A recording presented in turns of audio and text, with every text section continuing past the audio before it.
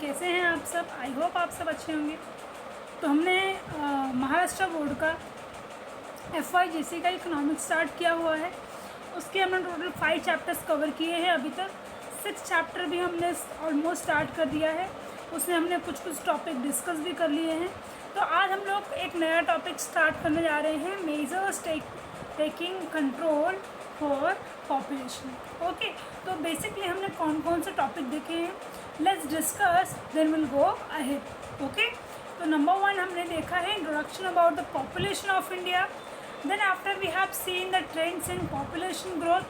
Then after we have seen theories of population growth. Number 1 is Malthusian theory and second one is demographic theory. Now Malthusian theory says population increase in the arithmetic progression population increase is geometric progression and food supply increase arithmetic progression. So it creates the imbalance of population and food supply.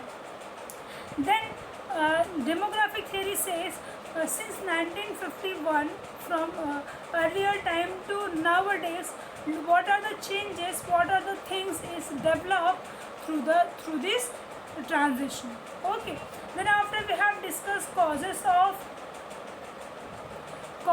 of high birth rate in India. Number one cause is illiteracy. Number 2 is universalization of marriage. Then next one is age of marriage. Then preference of male child. Then joint family system.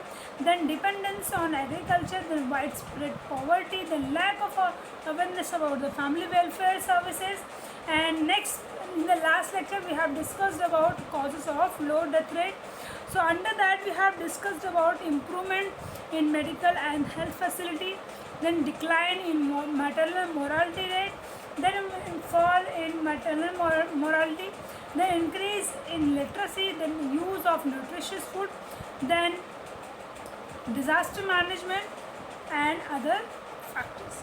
Today we are going to discuss about measures to check population explosion.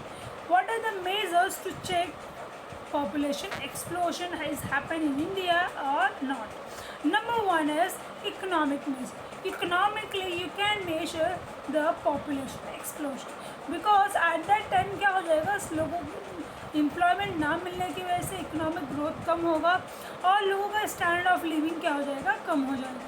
So economic measure can be raise the standard of living of the people and help reduce population growth. So number 1 is expansion of industrial growth. Industrial sector का expansion होगा तो यहाँ पर लोगों को ज़्यादा से ज़्यादा जॉब अपॉर्चुनिटीज़ मिलेगी. Okay, then creation of employment opportunity. Yes, industrial sector growth होगा तो लोगों को एम्प्लॉयमेंट अपॉर्चुनिटीज़ मिलेगी. देन प्रॉवर्टी कम होगी, रिमूवल ऑफ पॉवर्टी और इक्वली डिस्ट्रीब्यूशन होगा किसका, इनकम एंड वेल्थ का. Okay, the next one is social measure. Socially आप किस तरीके से मेजर कर सकते हैं. सो population explosion is a social economic problem. So it is related to illiteracy, superstition, orthodoxy, low status of women. Illiteracy का मतलब आप सबको पता है कि जो अनपढ़ लोग रहते हैं, यानी कि जिनका एजुकेशन लेवल कम होता है. सुपरस्टिशन यानी कि अंधविश्वास होता है, लोगों में अंधविश्वास बहुत ज़्यादा देखा जाता है. देन ऑर्थोडॉक्स सोच यानी कि पुराने ज़माने की जो लोगों की सोचें हैं. एंड देन लो स्टेटस, जिस सोसाइटी में वुमेन का स्टेटस आज भी एकदम कम माना जाता है, ऐसे टर्म में सोशल मेजर्स को किया जाता है. तो वैसे तो उसके लिए सोशल मेजर्स क्या क्या किया जा सकते हैं. सबसे पहले एजुकेशन को स्प्रेड करना चाहिए towards for girls. Okay, then improvement of state of women, जो वुमेंस का स्टेटस है सोसाइटी में उसे इंक्रीज़ करना चाहिए. देन जो मैरिज एज है उसे मिनिमम क्या करनी चाहिए, इंक्रीज़ कर देनी चाहिए. Okay, and the last one is population policy of India. और उसे अलग अलग पॉलिसी के थ्रू भी देखा जा सकता है. So number 1 policy is family planning program. It is launched in 1952 in the object of reduce birth rate.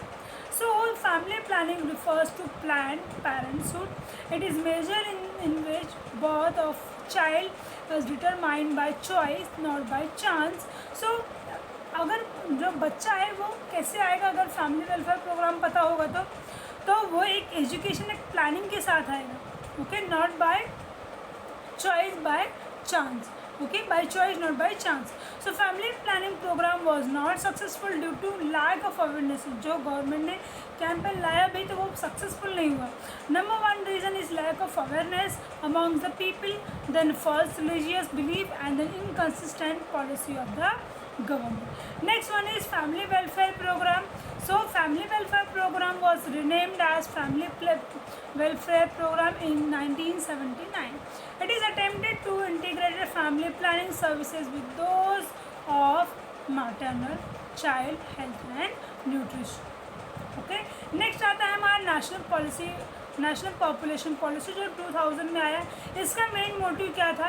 In the year 2000 the government introduce national population policy, that is NPP, to control population और to improve the quality of life. Number one क्या किया उन्होंने? Free and compulsory education किया till to 40 year age group of a child. Then reduce infant mortality rate below 30 divided by 1000 birth. Then reduce maternal mortality rate 1000 per 1 lakh births. So universal immunization of child against all the vaccine prevention disease. इसका मतलब simple से क्या हुआ? जैसे कि अभी Covid आया था वैसे ही पहले कोलेरा, इन्फ्लुएंजा वगैरह आया था, तो उसके वैक्सीन्स आ गए हैं. तो जो बच्चे न्यू बॉर्न होते हैं उनको गवर्नमेंट क्या करती है? फ्री में वैक्सीनेशन प्रोवाइड कराती है. Okay, then next delay marriage of girls not earlier than 18 and preferably 20 of age. जो गर्ल्स हैं उनके एज, जो शादी का एज है वो एटलीस्ट 18 होना चाहिए और मोर देन 20 या मोर देन 18 होना चाहिए वो चलेगा. बिलो 18 अगर शादी होती है किसी लड़की की तो वो क्या है? इलीगल है. Next one is prevention and control of communicable diseases. Communicable diseases का मतलब क्या होता है? जो एक से दूसरे में हो जाए. जैसे अगर मैं बात करूँ टाइफाइड है, टीबी है, ये सब कैसे है? Communicable diseases. ओके, तो next one is and achieve a stable population bye 2045. तो 2045 तक क्या करना है? स्टेबल पॉपुलेशन लाना है, यानी कि जहाँ पर ना ही ज़्यादा बर्थ रेट होगा ना ही ज़्यादा डेथ रेट होगा, तो स्टेबल पॉपुलेशन होगा. तो स्टूडेंट्स नेक्स्ट लेक्चर में हम लोग डिस्कस करेंगे नेक्स्ट टॉपिक. ठीक है, तो आज के लिए हमने इतना किया. आज हमने measures to control check population explosion किया है. Number one source economic measure, जिसमें हमने देखा कि आप इनकम वे में किस तरीके से इम्प्रूवमेंट ला सकते हो. देन सोशल मेजर देखा जहाँ पे लोगों में अवेयरनेस कैसे ला सकते हो, एजुकेशन का कैसे कर सकते हो, एंड लास्ट जो है वो पॉलिसी के थ्रू आप कैसे इम्प्रूवमेंट ला सकते हो. So thank you so much everyone, and yes please do like and subscribe my channel, and yes give lots of love to my channel as well. Thank you.